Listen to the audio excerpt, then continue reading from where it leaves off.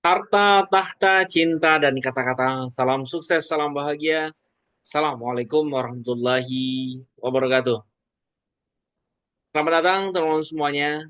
Kembali lagi kita bertemu di sesi yang ke-12 program Public Speaking Academy yang insya Allah berkomitmen dan konsisten untuk menemani teman-teman semuanya untuk bertumbuh, berkembang, agar menjadi pribadi yang menguasai skill public speaking, komunikasi, agar sukses secara pribadi, karirnya, dan kontribusinya.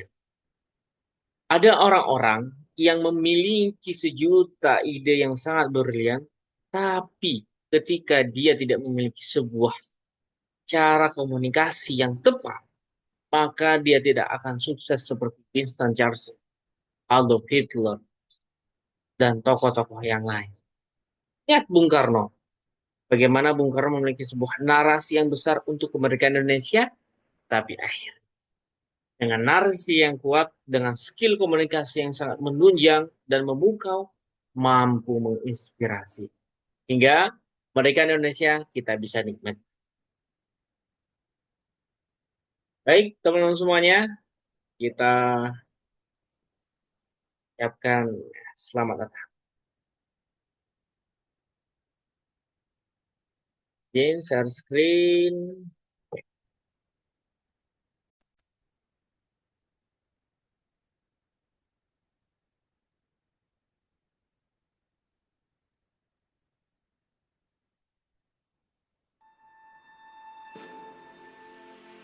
Sahabatku, di sesi yang ke-12 ini kita akan mengupas teknik opening yang memukau. Sesi yang 11 kita sudah bahas struktur komunikasi. Ada opening, ada isi, dan penutupan. Atau yang kita kenal hari ini dengan istilah introduction, body, dan conclusion. Nah, opening itu sangat penting sekali. Ketika hari ini kita menjadi komunikator, orang yang akan mempresentasikan sebuah pesan kepada audiens, kepada publik, kepada masyarakat, itu sangat tergantung sekali opening. Ya, ada yang istilahnya the three first of impression, ya. Di buku Rahasia Jago Bicara, ya, karya Pak Riko Abu Al-Fatih, tuliskan 3 menit pertama itu sangat penting sekali. Kita menjadi seorang pembicara untuk memikat hati audiens. Nah, kira-kira apa saja yang harus kita lakukan untuk memikat hati audiens, dan kira-kira apa yang perlu kita persiapkan, teman-teman semuanya. Nah, sekarang kita review dulu. Amazing opening, masih ingat teman-teman semuanya? Ada salam, apresiasi, perkenalan, tema, tujuan. Oke. Ada 3 bagian ya, amazing opening, impactful content, dan powerful closing. Nah, kita akan masuk di bagian amazing opening. Kita mau take off, bagaimana take off ini berhasil ya. Tidak langsung Assalamualaikum warahmatullahi wabarakatuh. Tapi kita ingin memberikan sebuah sajian yang betul-betul terbaik kepada audiens. Baik, teman-teman semuanya, kita akan masuk ya. Ada 6. Saya persembahkan ada 6 cara opening yang memukau, yang memikat hati audiens. Sebenarnya ada banyak, ada 7, ada 8, 9, 10, dan bahkan 20. Tergantung teman-teman semuanya. Nah, malam hari ini saya akan kupas tuntas dulu 6 cara versi saya dan versi dari buku Riko ya. Jadi teman-teman semuanya kita bisa elaborasi, kita komparatif, dan kira-kira yang mana yang cocok untuk presentasi teman-teman semuanya. Tidak semua yang saya persembahkan ini cocok untuk ya seminar hasil sidang skripsi. Tidak. Ada beberapa hal yang kita perlu sesuaikan. Yang pertama, pantun. Yes. Bagaimana contohnya pantun? Oke, kita contohkan. Ya. Makan siang, makan malam. Lauknya tetap ikan asin. Izinkan saya mengucapkan salam untuk hadirin sekalian. Assalamualaikum warahmatullahi wabarakatuh. Jadi baru dilanjutkan. Terima kasih hadirin sekalian. Saya merasakan sebuah kebahagiaan bisa berjumpa dengan teman-teman semuanya. Itu contoh yang pertama. Contoh yang kedua dari pantun, dari buku Coach Rico di sini juga ada ya. Saya akan bacakan. Nah, ini. Kucing dan tikus saling mengejar. Tikus hilang, kucingnya pusing. Malam hari ini kita akan belajar bagaimana sukses dengan public speaking. Ada lagi nggak pantun yang lain? Ada. Hmm, makan durian malam-malam. Pagi-pagi makan gorengan. Izinkan saya mengucapkan salam untuk hadirin sekalian. Ada lagi nggak pantun yang lain? Ada. Tergantung topik. Misal topik kita hari ini tentang sukses. Maka kata Coach Rico di sini, orang sukses berangkat pagi, suka tersenyum, ramah, dan hangat. Good morning, selamat pagi. Jawablah salam dengan semangat. Assalamualaikum warahmatullahi wabarakatuh. Itu contoh pertama, teman-teman semuanya, untuk pantun. Apakah pantun bisa kita gunakan MC? Bisa. Pembicara? Bisa. Forum formal? Bisa. Untuk apa sih kegunaan pantun? Untuk mencairkan suasana. Karena kalau hari ini kita mengadakan pantun di acara resmi, upacara bendera. Wah, nggak boleh. Langsung ya. Yang kedua, quotes.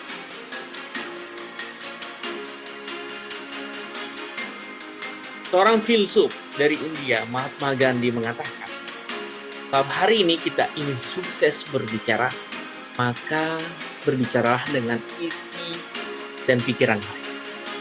Tapi kalau hari ini kita ingin memikat hati audiens, maka berbicaralah dengan bahasa.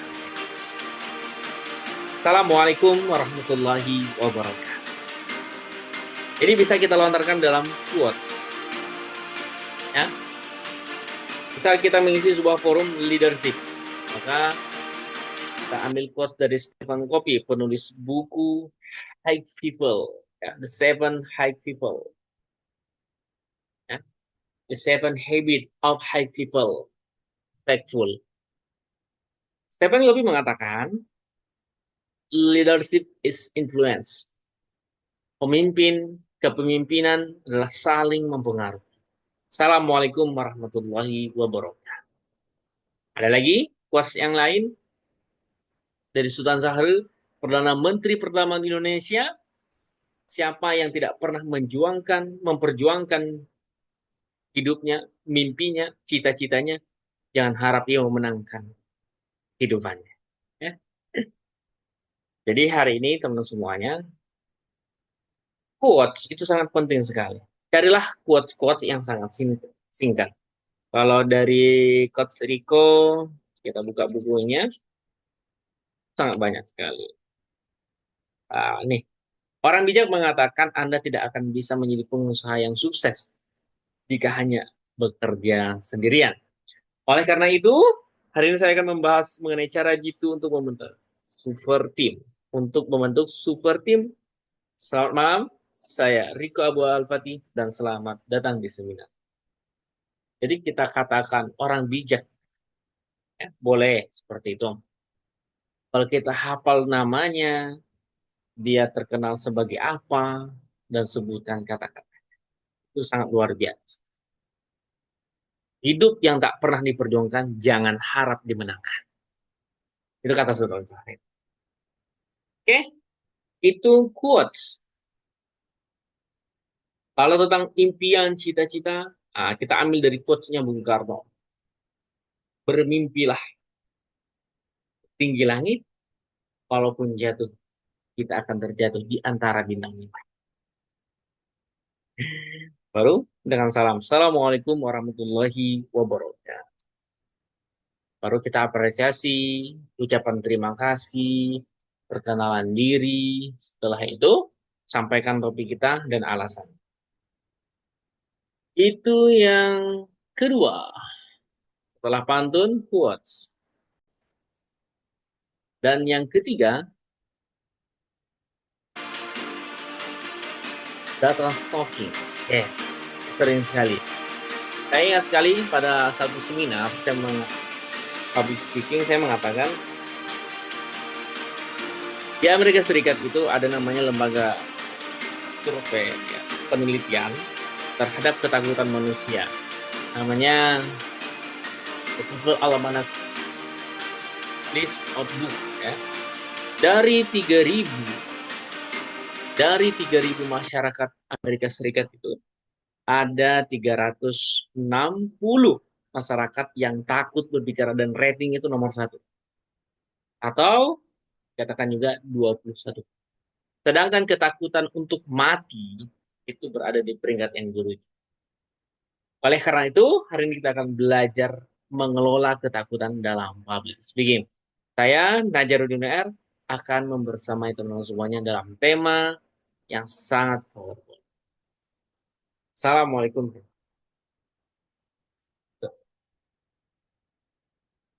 Data soaking. Jadi untuk menghafal data soaking ini teman-teman semuanya, kita harus betul-betul ingat angkanya, ingat kejadiannya di mana, dan berapa jumlahnya, siapa yang mengadakan riset. Oke, itu data soaking, saya ambil satu contoh. Saya juga pernah mengatakan, dari 10 orang dalam ruangan, 7 diantaranya adalah mengalami ketakutan ketika ditantang berbicara.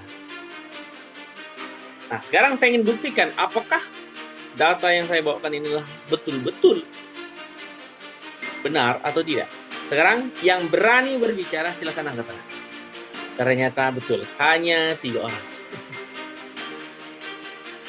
Barulah di situ saya melakukan sebuah salam. Ya. Oke, kita lanjutkan. Yang keempat adalah sebuah pertanyaan. Hadirin sekalian, teman-teman semuanya, yang saya banggakan, yang saya cintai, kita merasakan setiap aktivitas kita. Ketika ingin berbicara di depan umum, kita merasakan gugup, nervous, kegalauan, gelisah, dan bahkan gemeter. Ya. Itulah yang kita rasakan. Pertanyaannya sekarang, sejauh mana dan apa yang sudah kita lakukan terhadap ketakutan tersebut, nervous tersebut, gugup tersebut. Apa yang sudah kita lakukan? Nah, oleh karena itu, saya, Najarudin R, akan membahas topik bagaimana mengelola rasa takut. Itu contoh opening dengan sebuah pertanyaan-pertanyaan retorika agar audiens itu, iya ya, iya ya, iya ya. Itu ya teman-teman semuanya. Jadi boleh kita memberikan sebuah pertanyaan-pertanyaan menarik kepada audiens. Itu yang keempat. Sekarang yang kelima, ujian. Ujian. Saya beri contoh ya, ketika saya diundang di Balikpapan, ya. Contoh saya diundang di Balikpapan di Kota Balikpapan. Ketika saya mendapatkan undangan dari teman-teman Balikpapan, saya merasakan sangat bahagia sekali dan nggak sabar ingin ketemu. Karena saya yakin dan saya mendengar dari panitia, peserta yang di sini hadir adalah orang-orang yang pintar, cerdas, dan sungguh semangat dalamnya. Dan terbukti pada hari ini, mereka yang hadir dan saya rasakan aura-aura positif. Namanya pujian. Dan bisa ditambah lagi kalau memang ada data pahlawannya di kota tersebut, kita sebutkan. Misalnya di kota Balikpapan itu sangat terkenal sekali pahlawan yang sangat berjuang. Ya. Baru kita sebutkan namanya. Nah, ini para pahlawan pejuang zaman dahulu itu telah menggambarkan anak muda pun. Anak muda sekarang mewarisi ya, semangat para pahlawan terdahulu. Story. Yes. Story harus hati-hati teman-teman semuanya. Ya. Alangkah baiknya kita menggunakan rumus problem, kemudian action dan result. Ada problem, action, dan result. Contoh, pada tahun 2018 saya sering mengisi sebuah training, seminar, dan workshop ya di kampus.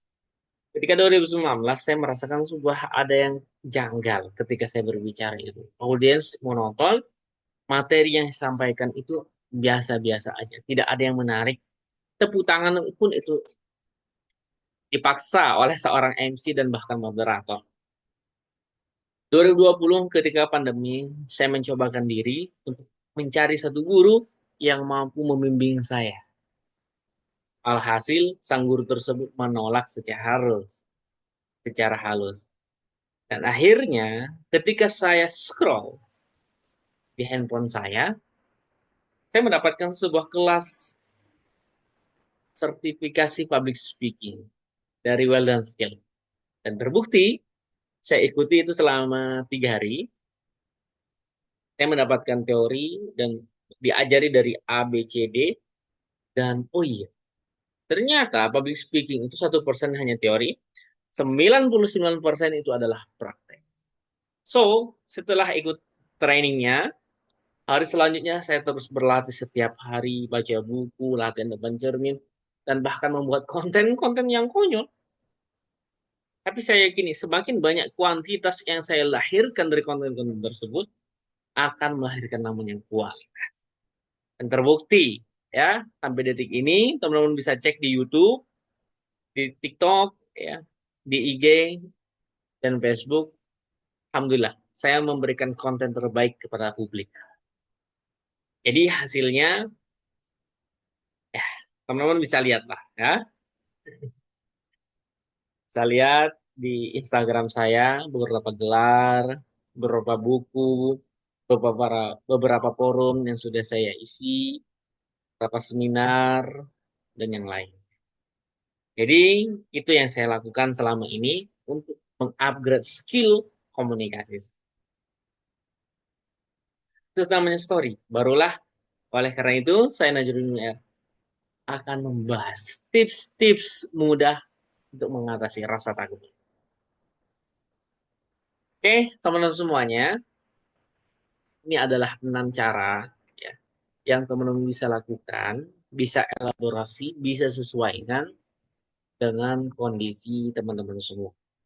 Oke, jadi ada pantun, quotes, data song, quotes, ya, question, kemudian ada pujian, dan terakhir ada story.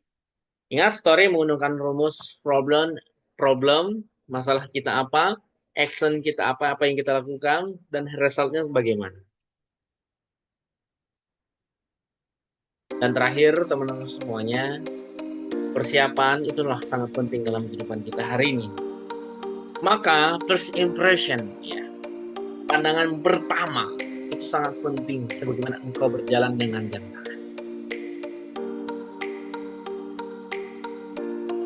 Kalau hari ini kita baju kaos seperti saya, berjalan dengan sangat maco menggunakan jam tangan, kira-kira apa yang terjadi? Orang akan berpikir. Sama halnya, ketika kita menggunakan 6 cara amazing opening tadi, kita akan memikat hati audiens. Salam sukses, salam bahagia. Assalamualaikum warahmatullahi wabarakatuh.